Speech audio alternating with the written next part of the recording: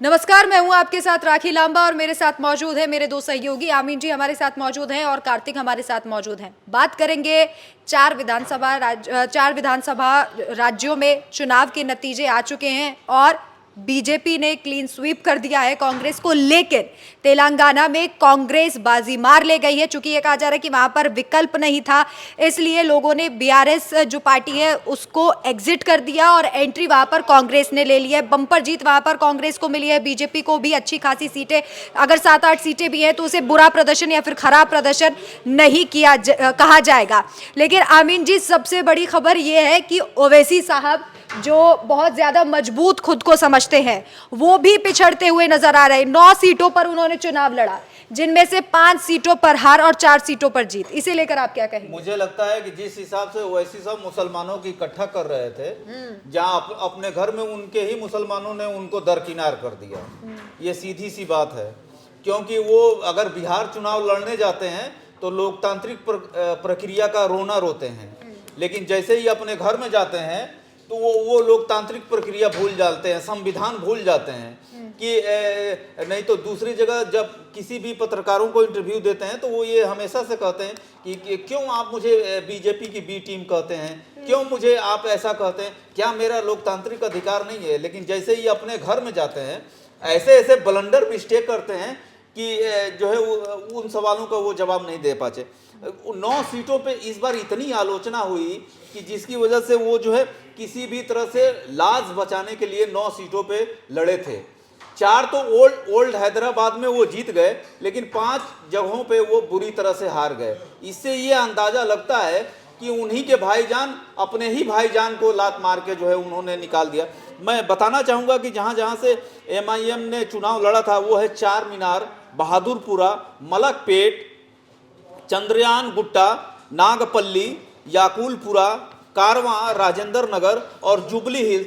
Jubilee hills वो इलाका है जो सबसे मतलब कि तेलंगाना के सबसे बड़े मतलब कि वीवीआईपी इलाके में, जहाँ पे सारे फिल्म हीरो हीरोइन क्रिटिक्स रहते हैं। वहाँ से क्रिकेटर अजहरुद्दीन जो है काफ़ी लीड आगे कर रहे थे। जैसे मैं कहता हूँ या ये माना भी जाता है, या आप दोनों सहमत भी होंगे कि जो है अगर 10,000 या 15,000 की लीडिंग अगर आपको हो गई है तो उसको कवर करने के लिए अपोनेंट के पास कोई वो नहीं होता।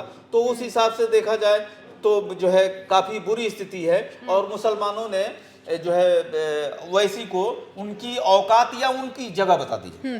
कार्तिक, देखिए, हमने हमेशा देखा कि मंच से मुस्लिम वोट को अपनी तरफ करने के लिए ओवैसी साहब जो जाते हैं, राजस्थान जाते हैं, दिल्ली, सब जगह मुसलमान सीटों पे ही लड़ते हैं और हैं।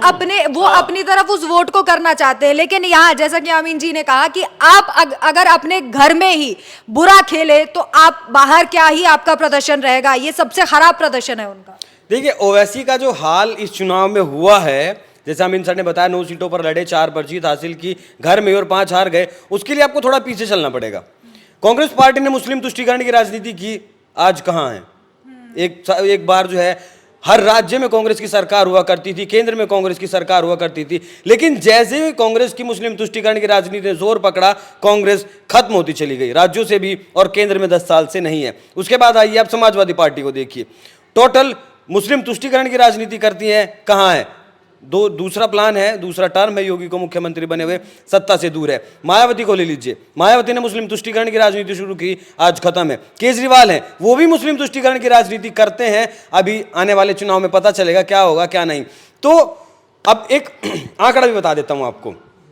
तेलंगाना में 13% मुसलमान, जिसमें से जो है केसीआर के भी वोटर हैं, कांग्रेस के भी वोटर हैं और ओवैसी के भी वोटर हैं। तो 13% मुस्लिमों को लेकर आप तेलंगाना में सरकार नहीं बना सकते। या फिर आप जिन 9 सीटों पर भले ही वहां 40% मुसलमान हैं या 50% भी मुसलमान हैं, तो उन मुसलमानों में भी कांग्रेस का भी वोटर आपको समझना पड़ेगा और केसीआर का भी जो वोटर है वो भी समझना पड़ेगा। तो अब तुष्टीकरण की राजनीति कितनी भी कर लें, कितना भी उनके, मुझे लगता है कि जिस हिसाब से केसीआर कह लें, उनकी पार्टी बीआरएस और एमआईएम जो कोलैबोरेशन करके चल रहे थे जी। और सारे जो है केसीआर की कोलैबोरेशन तो सर केसीआर का और मोदी का मतलब बीजेपी का होने की खबरें सामने आई थी। वो तो दूसरी चीज है, ये तो आए थे दिल्ली, मैं उस पर नहीं बात कर रहा हूँ। मैं ये कह रहा हूँ कि केसीआर और जिस तरह से और ओवैसी का जो कॉम्बिनेशन था, जो मुस्लिमों के नेता बन रहे थे और पूरे तेलंगाना और आंध्र प्रदेश में जितना हलवा पूड़ी था, जितनी भी जो योजनाएं थी, ये अपने ऊपर डकार ले जा रहे थे या अपने ऊपर ये नाम ले रहे थे कि मुसलमानों के लिए मैं कर रहा हूँ, ये किया, वही आ रहा था मीम सर में। खुश हो गए। वो उत्तर प्रदेश में जब आते हैं चुनावी रैलियां करते हैं तो मुसलमान बीजेपी के नाम पे मुसलमानों को डराते हैं। गुजरात में जब जाते हैं, बिहार में जब जाते हैं, तभी वो यही काम करते हैं कि बीजेपी से हिंदुओं से हिंदुत्व हो जाएगा, ये हिंदू राष्ट्र हो जाएगा, इस तरह की राजनीति करते हैं। हाँ। लेकिन सवाल ये है, जब ओवैसी अगर अपने घर की सीटें नहीं बचा पा रहे हैं तो बाकी राज्यों में, बाकी देश में क्या संदेश जाएगा? लोग जब वो कहीं और चुनाव लड़ने जाएंगे, अगला चुनाव हरियाणा में है, तो अगर हरियाणा में वो चुनाव लड़ने जाएंगे तो क्या उनसे सवाल नहीं पूछा जाएगा कि आप अपने गृह राज्य में तेलंगाना में 9 सीटों पर चुनाव लड़े और 5 सीटें आप हार गए, सिर्फ 4 सीटों पर आपने चुनाव लड़ा? तो कि जो है ओवैसी को, मुझे नहीं लगता कि तेलंगाना के लोग, हैदराबाद के लोग इतनी कोई खास तवज्जो दे रहे हैं जितनी उन्हें बाहर से ज्यादा मिल रही है। अमीन सर, मुझे ऐसा लग रहा है जैसा बिहार में 5 सीटें जीती हैं तो बाहर से तवज्जो ज्यादा मिल रही है। लेकिन एक यहाँ लिटरेसी रेट का भी बात होगा। अब आजकल का जो युवा है, आजकल की जो जनता है, वो पढ़ाई लिखाई की तरफ ज्यादा है और वो पहले नेताओं के बयानों को सोचती है, समझती है, उसके बाद ही कोई डिसीजन लिया जाता है। और ये उसी डिसीजन का जो है डिसीजन है, उस डिसीजन का ये फैसला है कि सिर्फ 4 सीटों पर जीत पाए।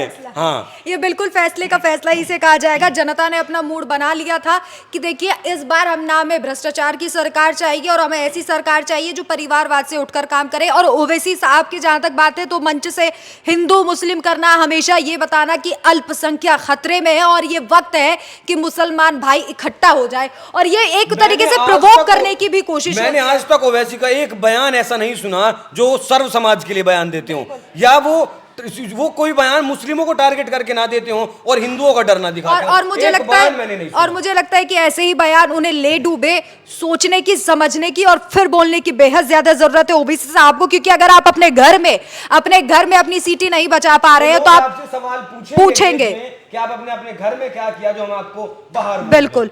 और जिस तरीके की अभी ओवैसी की हालत हुई है उससे तो सिर्फ एक ही चीज समझ में आ रही है कि आपको सोच विचार कर बोलने की बहुत जरूरत है। और आप इतने अति आत्मविश्वास में ना रहिए कि आप हैदराबाद में हैं, आप तेलंगाना में हैं, आप मुस्लिम हैं तो आप सीटें जीत जाएंगे। आपकी क्या राय है?